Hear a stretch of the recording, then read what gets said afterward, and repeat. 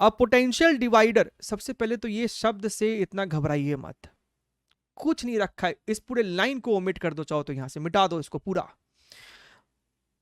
आपके पास यहां पे बेसिकली पी आर लेंथ एक वायर है, इस पूरे पी आर का कुछ रेजिस्टेंस होगा, ठीक बात है। ये बैटरी है 20 वोल्ट का, ये जीना डायोड है। आप ध्यान से देखो, जीना डायोड मस्त आपको रिवर्स बाइसिंग कंडीशन में ही लगा पड़ा है। ये आपके पास यहाँ पे क्या है, एक लाइट एमिटिंग डायोड है। A light emitting diode of glow in voltage 1.8 volt and Zener breakdown of 3.2 volts, the length of PR is 20 centimeter. The minimum length of PQ की लेंथ क्या होनी चाहिए कम से कम, ताकि आपको ये एलईडी बल्ब जस्ट ग्लो कर जाए, जस्ट ग्लो कर जाए। ध्यान से देखिएगा मेरी बात को, कुछ नहीं रखा इस सवाल में भैया। ये आपको 20 वोल्ट है, this is something like this, और वो जो रेजिस्टेंस वाली वायर है उसे हम थोड़ा सा येलो से दिखा देते हैं, ऐसा ऐसा ले लो, ठीक बात है सर। फिर ये आपको ऐसे ले आओ, इसको हम ऐसे बना देते हैं, ये आपका वो लाइट एमिटिंग डायोड है। उसके बाद ये हमारा जीनर डायोड है, ठीक बात है।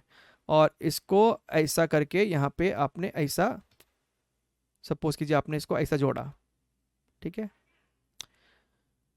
अच्छा, पी क्यू,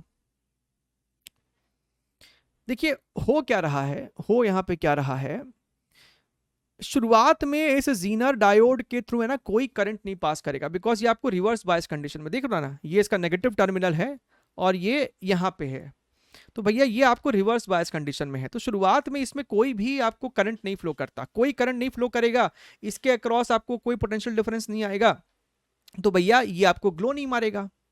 अच्छी बात है सर, हम चाहते हैं कि भैया ये आपको जस्ट ग्लो मार जाए, यानी कि इसके अक्रॉस कम से कम 3.2 वोल्ट जस्ट ले आना है हमको।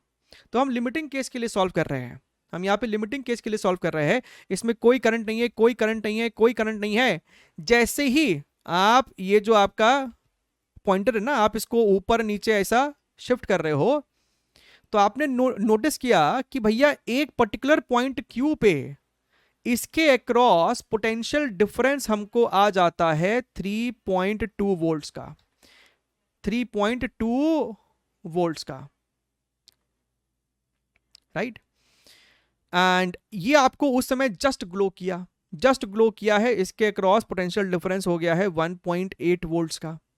अच्छी बात है सर, यानी कि सर ये टोटल हो गया आपको 5 वोल्ट, यानी कि ये जो PQ है, इस PQ के अक्रॉस आपको 5 वोल्ट है, तो ये जो QR है, ये जो आपका QR है, इसके अक्रॉस बचा हुआ आपको 15 वोल्ट है। बहुत बढ़िया है सर, हमने लिमिटिंग केस के लिए किया है, जस्ट आपको ये ग्लो किया, यानी कि इसमें आपको करंट अभी बस थोड़ा सा है ना, ऑलमोस्ट मार्जिनल करंट इसमें अभी बस फ्लो करना ही शुरू किया था। तो भैया यहां पे इस PR के अक्रॉस जो वोल्टेज का बंटवारा हुआ है दैट इज 5:15, तो भैया उसी रेशियो में आपको रेजिस्टेंस भी रहा होगा, 5/15 is equal to resistance of PQ upon resistance of QR, and resistance is proportional to length, यानी कि sir length of PQ upon length of QR। बढ़िया है सर, दिस इज योर 1/3, यानी कि sir length of PQ is equal to your length of PQ is equal to your length of QR upon 3। लेकिन जो total length है, length of PQ plus length of QR, वो हमको दे रखा है 20 centimetre.